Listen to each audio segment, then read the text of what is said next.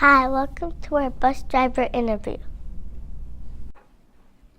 How do you keep kids safe? How do we keep kids safe on the bus? Well, first of all, we have rules, and those rules tell the children, all of you all know, they tell you all what you are supposed to do and what you're not supposed to do, okay? So when you're following the rules, like staying seated and facing forward, a lot of kids think that the bus drivers are being mean when they do that, when we're trying to enforce the rules, but it's really not. It's for your safety. So we have to enforce the rules that we have, like sitting in forward. You all know you must be sitting forward, okay? Cannot be in the aisle, and you cannot have your things, your personal items in the aisle. That's one way that we keep you safe by, asking you all to follow the rules. Staying seated is one of my pet peeves because I don't like kids standing up, and because when they stand up, it's a possibility anything can happen. If I have to stop, then at that point, the children may get hurt. Okay, we have rules set in place, not basically by the bus drivers, but it's the rules of the city of Hopewell. Those are rules that are given by us, and as a bus driver, we have to enforce them. Okay, so did that help you to follow the rules that's on the bus? Okay, for safety. That's what we do. We make sure that you follow the rules that are set before, and like I said, they're not the rules that the bus drivers make. Those are rules that the city of Hopewell make, and as a bus driver, we have to enforce them. Okay? How do you help people get on the bus?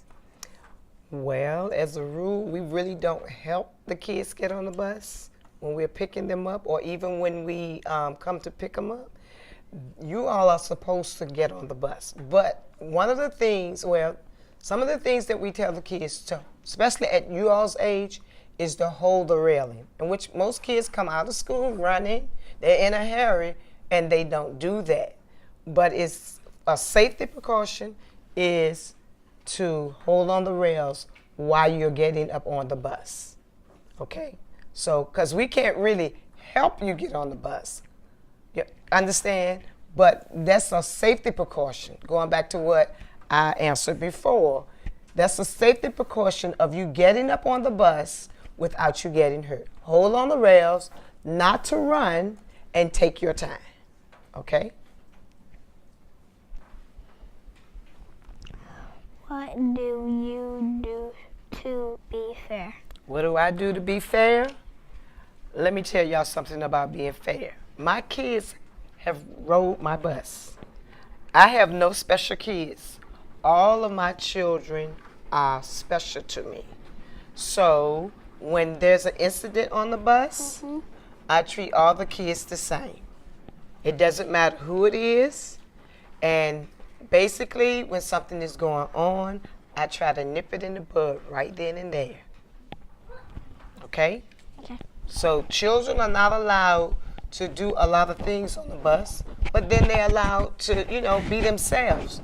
But when you're doing something that's going to cause Miss Thomas to have to separate you, she will.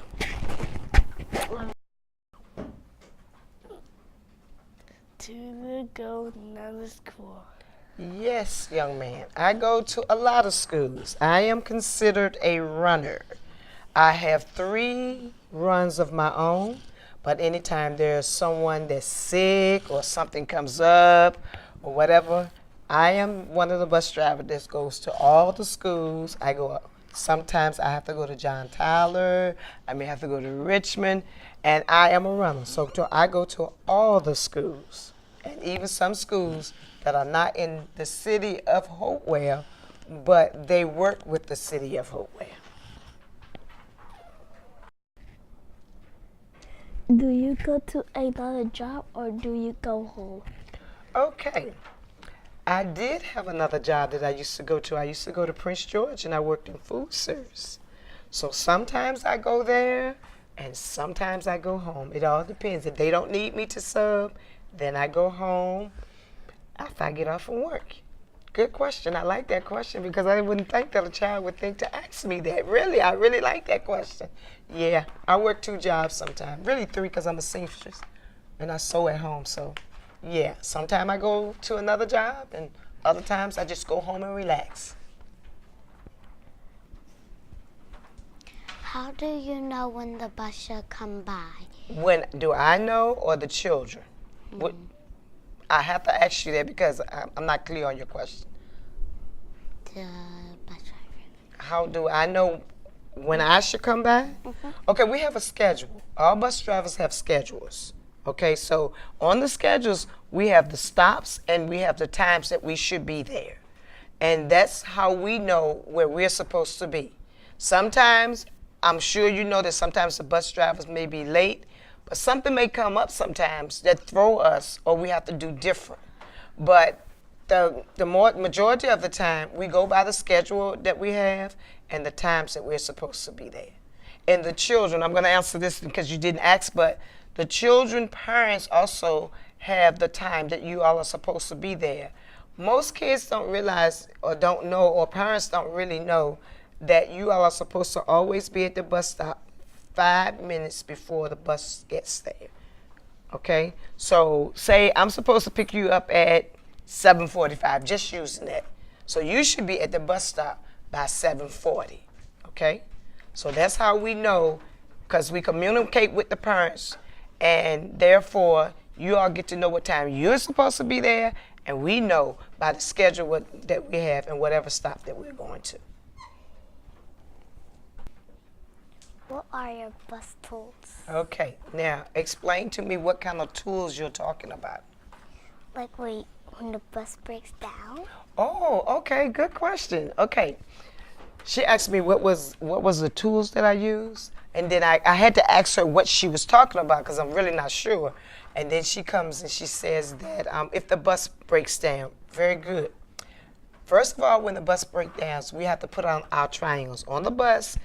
I don't know if most of y'all look, but we have a red box that's on the bus. We have triangles in that, okay? We first notify the office or our transportation department as to, hey, the bus is broke down. And then we also, at that time, are notifying the mechanics. They're going to come back and ask us where we are so that they will know how to come to us. But as the bus drivers, we have the triangles that we put out. We put our flashers on. We do not release any of the kids. Anybody cannot get off the bus until either they bring another bus, and then that's when you all will get off and get onto another bus, okay? But the main thing is we call in first. We let our boss know that, hey, the bus is not running or the bus is stopped or whatever the case may be. And then at the same time, our mechanics are listening. So they're going to ask us, okay, where are you located?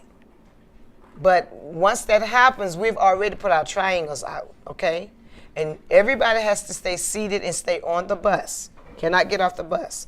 But once they bring another bus to us, then we escort the kids off that bus or to another bus, and we continue our run. Okay? Did I answer your question? Mm-hmm. All right. How do you know when the train is coming? Okay. First of all, as bus drivers, no matter when we go to a railroad crossing, we put on our hazards, we stop, we open the door, we make sure there's no train coming, and then we go across. To answer your question is, at most train stops, when a train is coming, they have the red lights, the warning lights that blinks. Okay? They're blinking off and on to let us know that they're coming. We do have some railroad crossing in Hopewell where the lights are not there, but they have yield signs reminding us to slow down and to make sure that there's not a train coming. So we get the warning by the lights that's at the railroad tracks. If you are traveling in your mom's car or however you're traveling, if you notice when you get to a railroad crossing, there are these big round circles, and they have lights on them, but those lights only come on when the train is coming. So we get to see those, and then, like I said, at the railroad crossings, we have to stop at every railroad crossing. Open our doors, listen, look, and hear. We open our window, and we have to look at least 3 or 4 times to make sure that a train is not coming.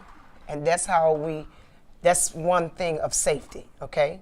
So there are signs and there are things to say before we approach the railroad crossing that a train is coming, okay? Which time do you pick us up? Okay, the question is what time we pick you up.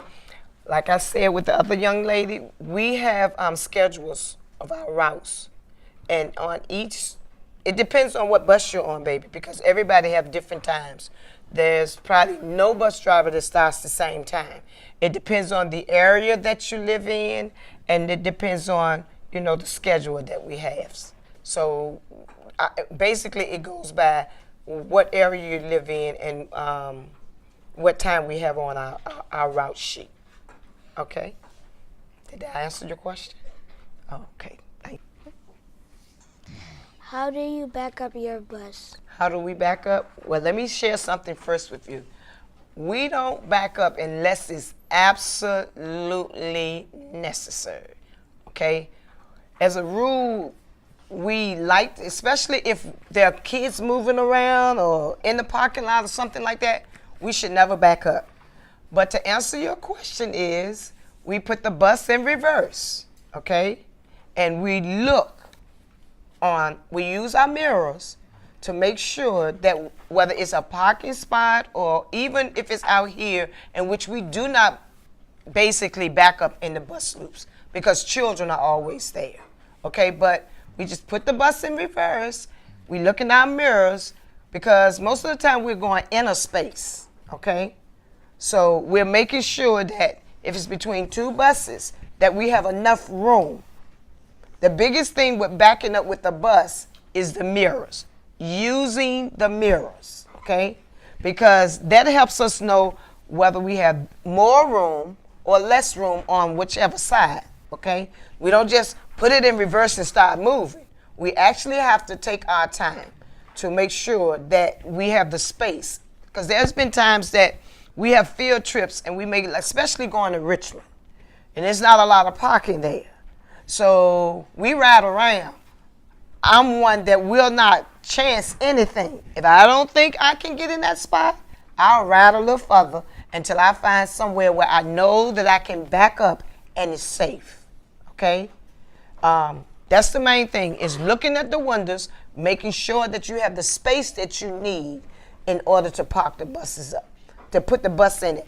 But most of the time, we don't do a lot of backing up, only when necessary, okay? How long have you been driving a bus? I've been driving a bus for a total of 13 years. I left 2 years going back into my profession, which is sewing, and then I came back. And since I've been back, it's been exactly 13 years that I've driven a bus. 13 years. What time do you start picking up kids? Okay, I start exactly 6:49. Miss Thomas is a very prompt person. I hate to be late. So at 6:49, I am picking up my Carter Wilson School, which is the middle school. So that's what time I start every morning at 6:49. And to make sure that I'm on time, I will park my bus close to my first stop.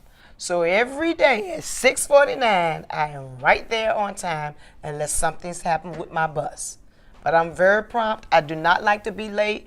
And when it's raining, I hate my children to be out there past the time that they have to. A lot of times when it's raining or the weather is cold, I even put them off in front of their house because I don't like my children to be out in the rain. So 6:49 is my starting time.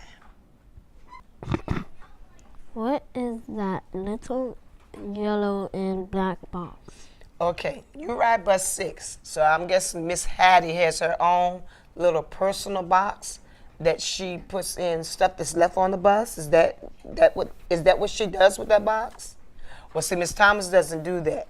What Miss Thomas do, she sets her things to the side, and I'll dress the kids every day because I don't want a lot of stuff on my bus. Okay, so I don't have a little yellow and a black bus. box on my bus. I just set my things to the side. When the kids get back on the bus, I stand and say, who does this belong to? Who does this belong to? And the kids tell me. So I never have a lot of things that kids leave on the bus. And because I do go to other schools, once the kids get off and I check, I know what school that I got those items from. And I either send them by another bus driver, or when I go back to the school, I say, hey, somebody left this on my bus. But I'm thinking that Miss Heidi has her own little personal yellow and black bus that she put the things in that she has. I don't like things to accumulate on my bus. I don't like junk, or I just really don't. I like stuff to be gone. I don't like to be responsible for other kids' personal things. So Miss Thomas get rid of hers right away. So that's something that Miss Heidi does. All bus driver does different things as to how they hold on to the things that the kids leave on the bus. But I don't have a yellow and black bus. That's Miss Heidi's, okay? All right? How much money do you make for picking up kids? Okay, young lady, that's very personal for me. And it's not a bad question, because a lot of people want to know that. Well, I don't discuss my pay with anybody. I don't, when we get raises and the bus drivers are running around talking about, I got this, I got that. Miss Thomas do not discuss her pay with anyone, okay? Because especially when you're doing it with other bus drivers, that causes a lot of heartache with some people. They get upset because you may have gotten more, and they feel like they should have gotten more. So on a job, it's really not good to discuss what you make, okay? Not a bad question, but it's just not something that I do. I literally do not. When they in their own little mode doing that, I just let them do what they do. I act like I don't hear it, and I keep moving, because I don't discuss my pay with anybody. Thank you, Mr. Thomas. You're welcome, boys and girls, and I truly enjoyed myself. Me too. You're welcome, baby. It was Miss Thomas' pleasure to come in and speak to you all. All right, and I had some very good questions. Some of them had made me think a little bit, made me use my brain, but I really appreciate coming to share with you all about what we do and the questions, okay? And you all have a very good day. Thank you so much. Thank you.